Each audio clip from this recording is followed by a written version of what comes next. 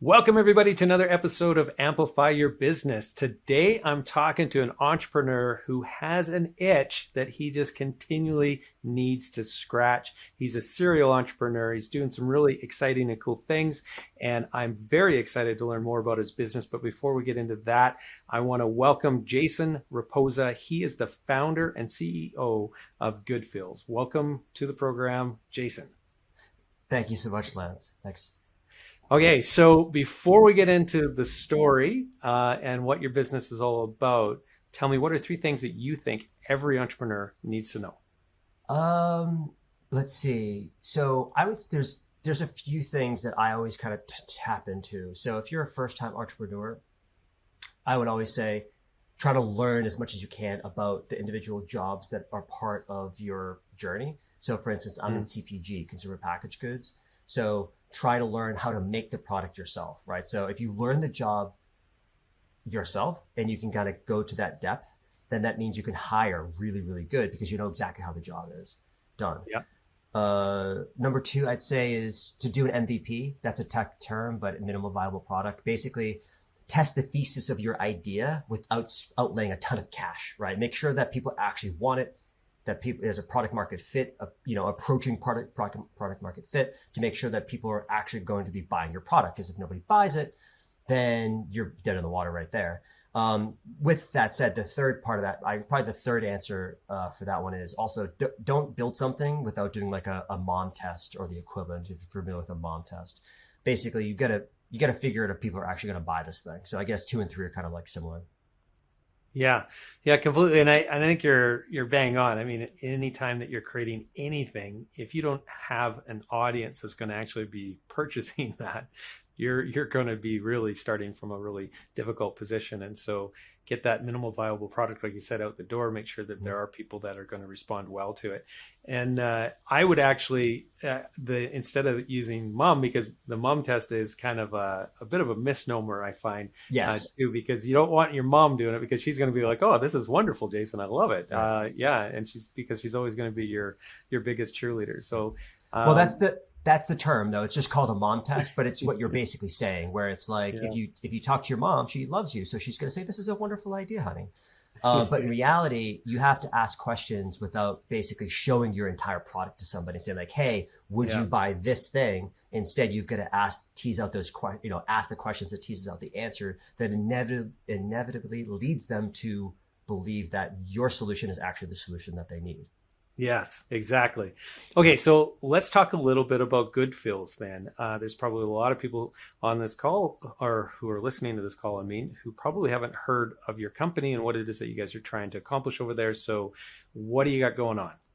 Goodfields is a licensed cannabis operator in Massachusetts, the Massachusetts market, and in the United States, we do it state by state. So we're licensed in the Massachusetts market, but we make cannabis beverages and beverage enhancers. So today we have five beverage SKUs, RTDs, ready to drink beverages. They come in a 12-ounce glass bottle. I happen to have one right here. So Awesome. this is our summer seasonal. This is off market now because it's just for the summer. Our fall seasonal just got launched a few weeks ago, and we're selling through those pretty fast. And basically, that's a cannabis infused seltzer. Now, that's obviously kind of a new kind of thing that's just come out. We've been working on it for over 2 years, though, at this point. Really cool. And so, is that where you got your start, or was it more on the drops or the Yeah, the supplements? drops. So we originally, all the formulations started in drops. And the reason why is because to make seltzer was a little bit foreign. I'm not like a food scientist, right? So I'm an engineer and I hack. And so like I'll eventually get to that solution and I can tell the whole story about how I eventually got into bottles. But yes, we did start with the drops first. And the reason why was because, you know, MVP. It's like you have a tincture bottle of Amazon. It costs you like maybe $1 per tincture bottle. You come up with some formulations, you throw it in the tincture bottle, and you throw it around and you sample with people and say like, "Hey, do you like this or not?" Right? The technology itself is a little more advanced than that, but that's kind of like where we started because, again, in the spirit of the MVP, I was trying not to outlay a ton of cash just to prove this out. Yeah, that totally makes sense. And the flexibility then also of that, where people can add it to their sparkling water, their Whatever they soda want. stream, or yeah, like any Yeah. type of flavored beverage as well. Because I think if I read it correctly, it's flavorless, right? We have three, and so one is flavorless, and the other two have flavor. So one's lemon lime and one's raspberry. The lemon lime is kind of like a squeeze of lemon in your drink, so like in an iced tea, it Yeah, goes really nicely. Because not everybody yeah, likes seltzer, because it's even though our beverages are purpose built and just a wonderful experience on their own, it is a carbonated beverage, and not everybody likes carbonation. And so we also introduced the beverage enhancer because people like iced tea or lemonade or whatever, and they squeeze that little bit of lemon in there and it infuses it instantly. With that said, the flavorless is actually our most popular SKU in that line, and that's because the diversity, right? The actual places you can put this is innumerable. I've put it in cereal, I've put it in hot sauce, I've put it in salad dressing, I've put it in any imaginable drink you can think of. wow, yeah. Into cereal, that's quite the start to the day, eh? Yeah, well, Yeah. that's how I finish my day, actually. My day ends with a bowl of cereal just because, although I am vegan, I have that sweet tooth. So not vegans are funny because it's like they're junk food vegans everywhere. You know what I mean? I'm kind of like Yeah. one of them. I started plant-based and I started like vegetables all day and all this. And eventually I was just like, I'm too busy. Like cereal at the end of the day, I'm good. So tell me a little bit about the journey to getting this business off the ground, because in a regulated industry, it comes with a whole pile of other kinds of challenges as well. So walk me through some of those early day challenges that you had to Sure. overcome. It's not for the faint of heart. Yeah. We took us about 18 months to actually launch. So to sell our first product. So you Yeah. can imagine, right? Like you're paying payroll, you've got leases, you've got products sitting on your shelves, just sitting there waiting to go out the door. So, but we've had so many trials and tribulations. It's been a phenomenal kind of experience and an awesome experience at the same time, in the sense that, we built it during the pandemic. And so supply chain issues, the regulations are gray. Even though it's a highly regulated industry, it depends on your inspector. Some inspectors will come in and say, hey, you can't do that. And other inspectors won't even bat an eyelash, right? Yeah. So it depends. It's very gray. They're understaffed a little bit, so they don't have enough inspectors to come out here all the time.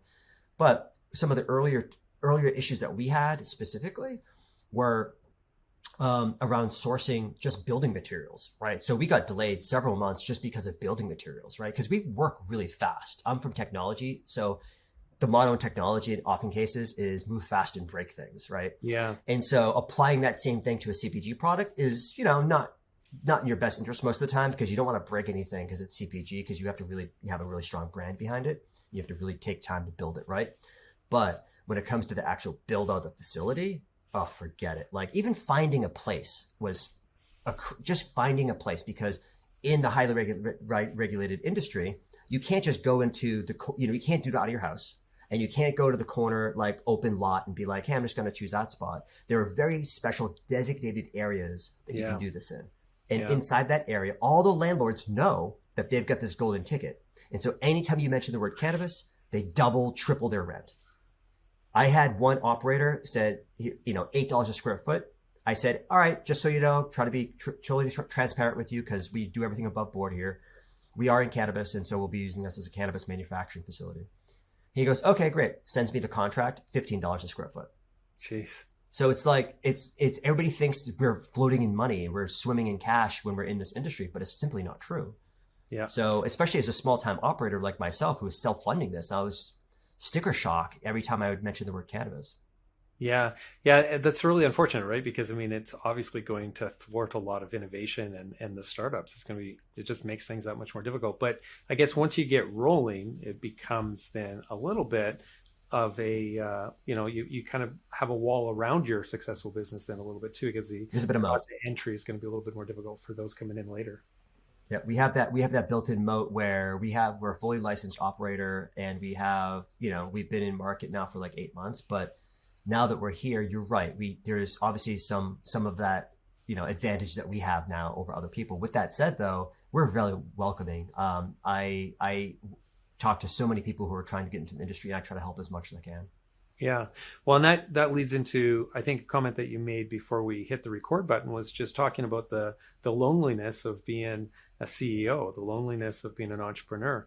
It's a lot of challenges there just to, kind of have that network around you that you can talk to, that they can relate to, right? And so I'd imagine a lot of the collaboration is a lot driven by that. It's Yeah. nice to be talking about business with other people who are maybe in the same space as what you are. Yeah, absolutely. Like we have, so I'll talk to founders occasionally who feel the same way where they're just on this island and they're just like, I can't talk to my employees about these specific issues because Yeah, A, maybe sometimes they're about the employee themselves, or yeah, B, it's because it's financial related or it's investors or boards or something like that. And, or vendors are coming back to them and saying like, hey, we have to renegotiate terms and all this other stuff. So in many cases, uh, it's a common theme absolutely inside this. And so whoever's coming up in the industry, but also just people who are in the industry themselves, I try to align myself with as many people as I can who are just kind of upstanding people who are just trying to get something done in this world, because it is so hard to do that. Like any support I can give to somebody, I'm definitely willing to give it. yeah, yeah, exactly. And it's so true, right? Like in terms of the journey itself, for any business, it doesn't matter if it's a regulated or non-regulated industry. There's that valley of death that they talk about, where 80% of small businesses die in the first 5 years, and it's probably higher than that actually.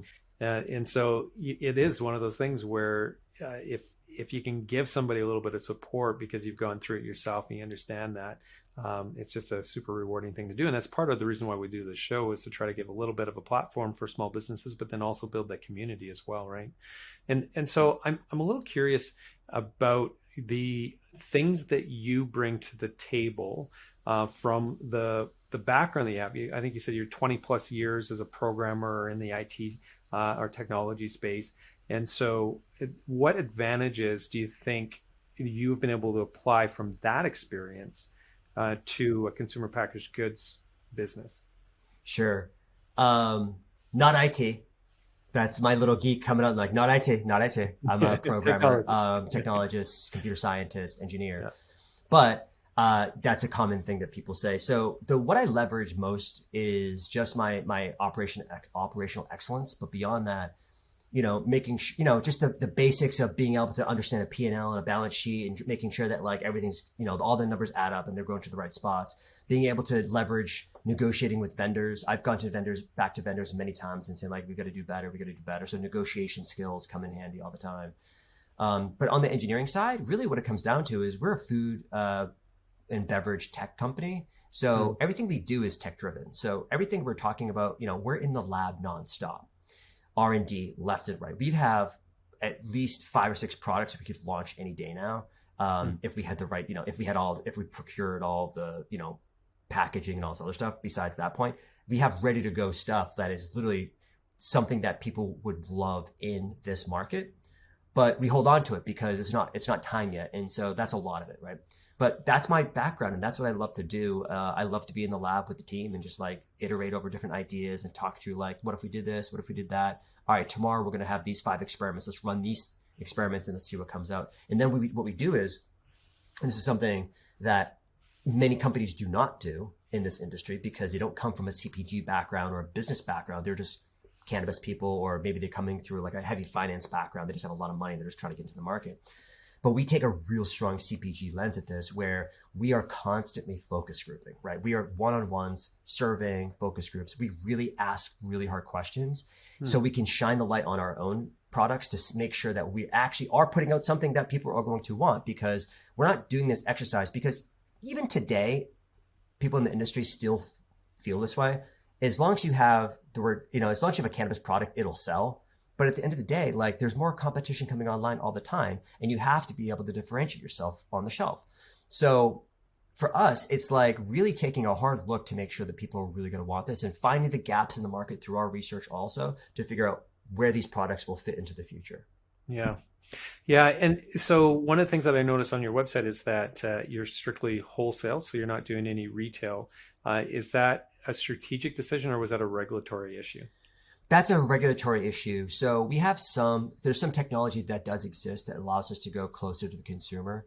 Is it true D2C? Not exactly, but yeah. So basically the regulation side of it is causing us to not go direct to consumers. And believe me, I get asked once a week, people ask me like, hey, can I just buy it from you? And I'm like, I'm so sorry. You have to go to dispensaries. You have to actually go to the store and buy it, because I'm risking my license for what, like $100? Like it's Yeah. not worth it. Yeah. Obviously, we've already built so much into this, and we've spent so much time and effort building this thing. I'm not risking it to help a friend out. You know what I mean?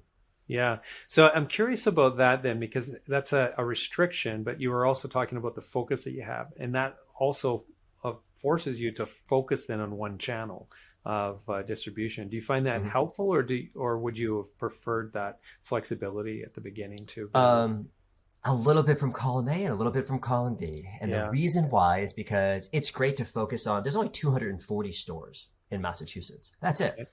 Um, and we're in over 60, we're approaching 70 now as of this month. We just scored some really big ones over the last few days. So we're approaching 70, which again is almost a third of the market. So to focus on, have such a small list of stores to go after Yeah. is fantastic. With that said, a lot of the other brands are also going after these stores too. So it's up to us to, so we're constantly gaining. I feel for the companies who are maybe not gaining as fast as we are. But that's what it takes to get in there is you have to be aggressive. You have to be on top of these people. You have to give them uninfused samples. You have to make sure you're wine and dine them a little bit to be able to make sure that they, get the attention that they need because, it's very easy to put a product on the shelf, but you have to go in there and support it too. And our marketing team will go and support all of our products. And so that goes a long way with them because it helps them sell. Yeah. Column B, unfortunately, is the fact that if we were D2C, my background is in advertising. So I have all these levers to turn just to like, all right, let's do some Facebook campaigns. And all of a sudden we were selling, 10,000 units a week or something like that. Unfortunately, I don't have access to those levers, but when they are available to me, I'll obviously take advantage of them. Yeah. And so that is the plan. Then the expansion plan is Mm-hmm. to go into the B2C then space, direct to Yep, consumer. Yeah. exactly. Now, out of curiosity, because I don't know the American market, is it difficult for you to be wholesaling into other states? Is that part of the regulations where it has to be produced in Yeah. the state in which you're selling it? Exactly. So the latter. So it has to, whatever you produce in the state, everything you sell in the state has to be produced in the state. Okay. To go across state borders, that's a federal thing. So that's where it gets really tricky. And then every state is different. So people talk about federal legality all the time. Federal legality, when it comes, is going to be a hot mess because every state is different. And so most likely the way it's going to roll out is going to be different. It's going to be more like to the hemp program where the federal government is going to come up with like a base set of requirements of like, hey, you have to, here's what is allowed. And then every state kind of has to have like a complying policy. And then they can change small little details here and there. But for the most part, it has to be like that base standard has to be met, which is how the hemp world works. But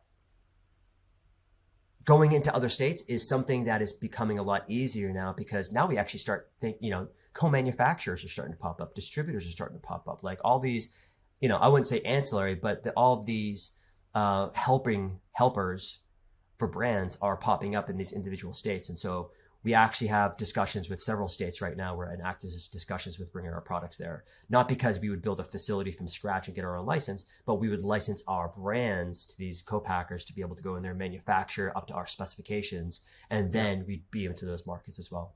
Yeah, yeah, really interesting. And is it going to be, just staying within the drops and the seltzers, or are you going to also look at expanding the product line as well?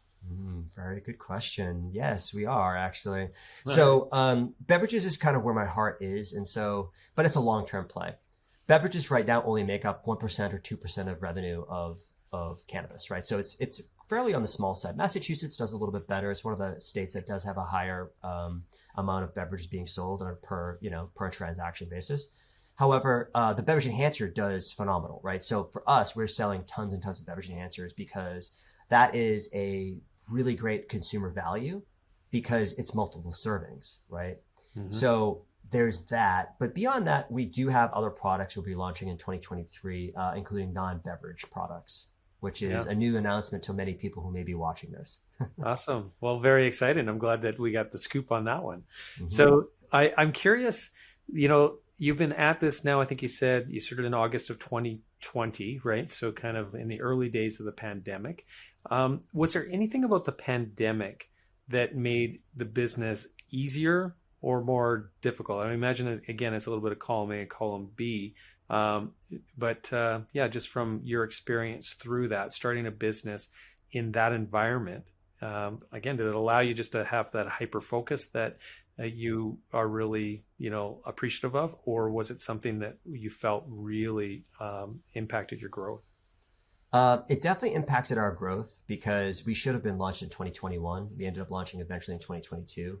So if we were earlier in the market, I anticipated launching, early to mid 2021, but then construction battles, all this other stuff happened. So for the Yeah, most part, it was harder. The focus part is a good point, though. When you bring up focus, it was great to be able to focus and really fine tune things. And our team, the way we're operating at that point it was great. We were all just sitting in a room talking about you know, labels, talking about packaging, talking about like, okay, so let's do this focus group with this. And I built my own bottling machine during the pandemic because I was like, well, I've got to learn how to make seltzer, right? So let's figure out how this works. Because of course you can hire a brewer or a seltzer maker, and then you can buy the equipment and have them run it. But like, I just love to go deep into subjects. And so let me figure it out first and then reverse back into it. So I can have a really educated conversation with the person who I'm going to hire. And if anything happens during the process, maybe I've already seen it before and I can help out. yeah. But yeah, so some parts were easier, but more harder than easier. Very interesting. I'm also curious, as an entrepreneur, you talked about that lonely journey at times, but there's also like we need to be inspired. We need to be inspired to start the business. We need to be inspired to keep at the business, right? And getting up each day because when you're wearing all the hats in the early days, there's a lot of things that can be frustrating. And so, where do you find your inspiration, or what inspires you, either who or what? Yeah, this is a question that because there's dark, lonely days, Yeah, and sometimes I'll talk to my wife about like what's going on, but sometimes I'll just keep it inside because it's like, why do I want to bum people out with my issues, yep, But what gets me up every day is I hear stories about how wonderful people how much they love our products and how mm, wonderful they think it is, and we get emails every week about I had hip surgery and I've tried the Good Feels drops and now I feel so much better. My recovery is going so much better. There's a lot less pain, all these things. Because the three reasons why people use cannabis to this day, people think it's recreational and all these things. And yeah, it is, of course. But the top three reasons are sleep, pain, and stress, right? mm, And so for me, I suffer from a lot of stress, which was how I even got here, right? But when it comes to getting these emails every day, it's super inspirational. And in fact, I'm not going to mention any names, but I was at MJ BizCon, which is the biggest conference. It's held in Las Vegas every year. It's the biggest cannabis conference of its kind every year. And somebody came up to me who knew me, and I think they were connected somehow, but came up to me, tapped me on the shoulder, and recognized the white glasses, and they were like, "Jason, right?" I go, "Yeah, it's me." He goes, "I just want to tell you that."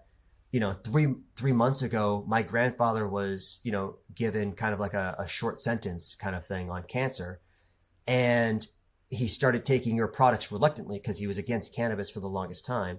And now he's literally recovering from it. And so I'm like, and don't get me wrong. It's cannabis that did it, not my products. I'm just happy. I'm glad they used my products to have that. But like yeah, stuff like that, I hugged him immediately and I got emotional because I was like, that's such an amazing story. And that's why I do it, because it can touch people's lives. And I'm a better person for having used cannabis than not. Everything I've done since I've started this company and used cannabis has made me a better person.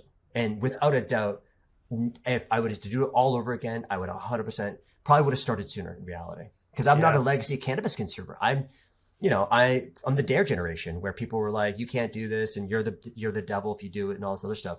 And I was just like, no, no, no. And maybe, dabbled in college a little bit, but didn't really affect me in any way. It took me literally like 20 years before I even had cannabis in any serious capacity. And it changed my life. yeah. Now that's a why right there. That's the why statement, eh? Like that's a big one when you start talking about the impact that your product can have on people. Yeah, yeah, very inspiring. So if you were to write yourself a letter, your younger self, so the person who was starting the business back in August of 2020, what would be in that letter if you could send it back in time? My younger self or just August 2020? Those are two different people. Well, Um, I mean, you were younger then. I'm talking about the August 2020 right. or yeah, 20 version of you, I guess. Yeah. Right. The 2020 version probably would be, um, oh man, there's so many things though. But at the end of the day, like I just go past them. You can, there's always going to be a blocker in your way. And I tell the team all the time, you can go over it, you can go around it, you can go through it. And so it's up to you to determine what the strategy is. But every time there's a problem that the team brings up to me, I'm always just like, there's a way around this. How do we get around this? And we always try to strategize. But back in August 2020, I probably would have said, it's going to be bigger than you think. It's going to cost more. It's going to take more time. And it's going to be way bigger than you think because cannabis beverages were barely a thing when I started. I'm talking about like late 2019, early 2020 when I actually started looking into different formulations because when I had my medical issue in 2019 and this technology helped me so much, I said, and then I sold my companies, then I was like, maybe I should probably look into this a little bit. And eventually when I started like dabbling with different experiments in, early 2020, because I didn't formally incorporate until August 2020, I was just like, let me do an MVP. That's what it was. So number 2 in that list, MVP, I was like, let me do an MVP. Let me find a little small space. Let me try to do something small. But in reality, it literally blew up around me. All of a sudden there was, big companies were coming in and acquiring. One acquisition that happened in Massachusetts alone, $60 million acquisition, wow. Right? In all consideration. So, and that was 7 months after they launched. So for me, I was just like, what is going on? So all of a sudden it was just like, now we're getting orders in and there were bigger orders. And I'm like, oh boy, like it's really taking off. And I'm like, man, I wish I had a bigger space. So get a bigger space, skip the MVP and just go whole hog into it because you would have saved yourself a lot of headache basically. Yeah, yeah, knowing what you know now, yeah, Yeah. yeah, and so I'm curious because like hearing the stories about the big, all the things that were happening in those early days, and it was really a land grab, right, where all these companies were trying to get in, and the big $60 million deals and so on. What does success look like to you? How are you going to define your success? Well, the company that sold for 60 million, I think they sold too early, to be honest. So it's a long-term play. Beverages are a long-term play, without a doubt. This was the way I've always presented this to people was this is my next 10-year thing. This is like for the next 10 years, I'm going to be doing this. Like whatever it takes to grow it. And it's not going to be from lack of trying because I'm out there every day pounding the pavement. I'm doing sales calls. I'm doing marketing initiatives. I'm helping out I've got an event tomorrow night, for instance, that I'll be manning the booth. And I'm just going to be there giving out samples and stuff like that. I'm doing everything I can, including securing investors, talking to multiple states, everything I can. And it's not going to let up. Success to me specifically means, and this is more about the freedom of the plant itself, means that I can hop on a train, go to New York City, and my products are being served at like a bar. Mm. When I see my bottles on tap or on the bar top, that's success. When I see that vision, and that's embedded that's like branded into my brain right now. If once I see that happen, I know I've really accomplished something because I come from the tech world. I dealt with zeros and ones my entire life. I'd never made anything physical before. I get so much pride going into a dispensary and seeing my product on the shelf. Nothing makes me happier. Now, let's get it federally legal. Let's put it where it should be because these are low dose. It's not like you drink one and all of a sudden you're incapacitated and you have to go home. You drink one, you just feel relaxed, especially with our specific formulation. It's like a beer. So for us, it's like it should be alongside alcohol at some point. It just will be. It's because beverages, right? Nobody's going to be grinding up flour and smoking in front of you. It's not about that. It's about just being part of the party. Yeah. Yeah, that's a great definition of success. And I, what you said there in terms of the abstract world in which you were once in, and now it's a very tangible, physical product that you have that is giving people joy right away. I can see how that would just be incredibly rewarding for you to come into this world from where you were before. Yeah. That's really exciting. So, in terms of the future, then for what you've got going there, you're looking, yeah, hopefully expanding into other states. You're looking potentially into some direct to consumer, and some new products. Sounds like you got a lot going on. How do you, as an entrepreneur, manage all of those growth ideas and still, what we were talking about earlier, going back to that focus theme, and still be able to focus, right? Because there's Mhm. so many opportunities that it sounds like are right there around the corner for you. Yeah, I'm in that philosophy of stick as many fishing poles in the water as you can, Yeah. because you never know what's going to come back. Some of it just might not work out. The term sheets don't look good for this, licensing deal in a different state, but we all know that this is, for us, it's cash flow. It's like, how do we cash flow this effectively, and what are our opportunities, and what do they look like, and stuff like that. So where um, we are fast to act when it's right, but it takes a long time of research and Mhm. figuring it out to make sure we actually are doing the right thing to before we make that action. Because if we were just to make, if we were just action oriented and we just did everything under the sun, that's a waste of time. That's one of the ways people, especially in the CPG world, you can kill a companies by just creating more SKUs, right? We Yeah. have 7, 8 SKUs right now, but they're all just 2 product formats, right? So there's different variations on these, basically 2 core products. And we're very reluctant, but we're going to release a 3rd product format in maybe like February of next year. So to be focused is, there's a not misnomer, but there's a lot of people think they are good at, uh, you know, uh, what's the word for it? Multitasking. Yeah. There's no such thing as multitasking, in my opinion. I'm really good at context switching, though. So Hmm. we're doing this right now. Right after we get off this, I'm going to go into my next thing, and I'm going to be my context switched. I'm going to go right into that.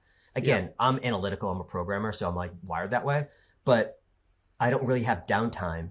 I have downtime with my family, but when I'm not with my family, I'm 100% on all the time for everybody. And sometimes it can be draining, but for the most part, I'm enjoying this. This is like, this is outside of the, moments of like, bringing in investors and getting all the rejection because it's like dating. It's just like, oh, is this a good fit or not? And stuff like that. And if it's not a good fit, you feel rejected for a moment.